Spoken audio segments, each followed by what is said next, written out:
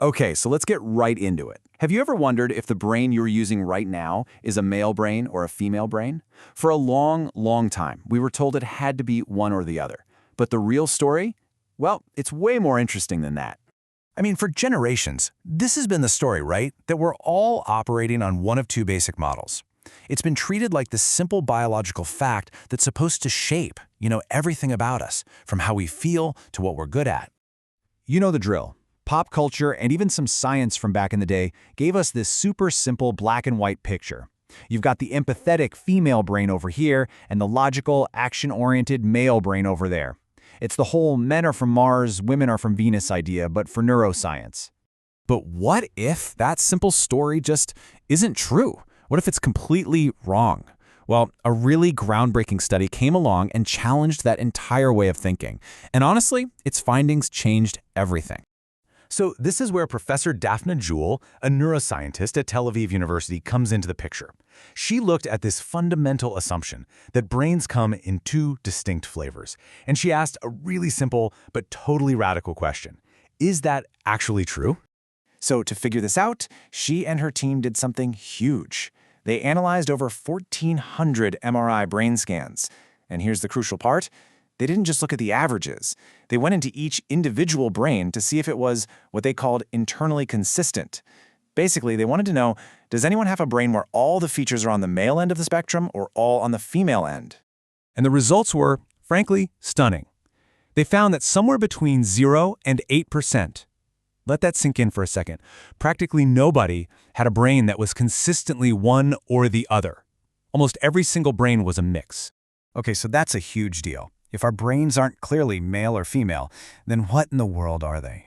This is what led Professor Jewell to propose a totally new way of thinking about it, a new model she calls the brain mosaic. So think of it like this. Your brain isn't a prepackaged kit, it's a unique patchwork. You might have one feature that's more common in males and another feature right next to it that's more common in females, all creating a pattern that is completely, uniquely yours. And get this mosaic isn't even static. It's not set in stone. Research shows that our life experiences, things like stress, can physically change our brain structures and rearrange the tiles of our mosaic. It's a living, evolving part of who we are. Now, as you can imagine, this idea of a variable, ever-changing brain mosaic has some pretty profound implications. So let's talk about why this research is so incredibly important, especially for the queer community. The mosaic model just shatters those old harmful ideas that tried to link sexual orientation to having a supposedly gendered brain. You know, that a gay man must have a female brain or a lesbian must have a male brain. This research says, no, that's not how it works. It reframes variation and diversity as the biological norm, not some strange exception we need to explain. It really frees our sense of identity from some kind of rigid biological destiny. And Professor Jewell herself put it so perfectly. She said this new understanding makes you wonder why on earth someone had once thought people had to be grouped by their genitals. If our brains are this complex, this variable, well, stands to reason our identities can be too. Now, of course, science is always a conversation. It's never the final word. So to be thorough, we need to acknowledge that Professor Jewell's groundbreaking work sparked a really important and fascinating debate in the scientific community. So, while pretty much everyone agrees now that a strict brain binary is a myth, some other researchers came at it from a different angle. They said, okay, but what if you look at the overall pattern of the entire brain? They argue that machine learning algorithms can look at that whole brain pattern and still predict if it came from a male or a female with surprisingly high accuracy. Let's look at the data for a sec.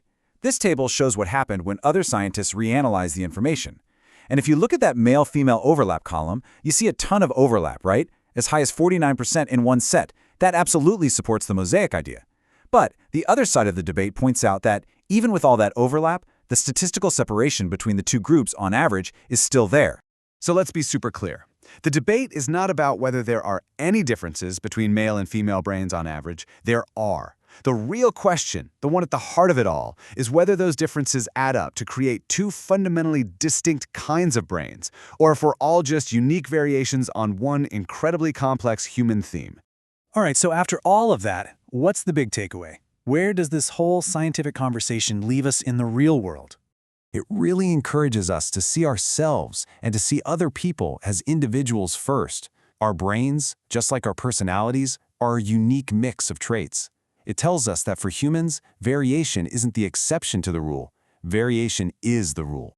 And really, this massive scientific shift from a simple binary to a complex, beautiful mosaic, it invites us to make a social one too. It leaves us with one last really provocative question to think about. If our brains don't fit into neat little boxes, why should we?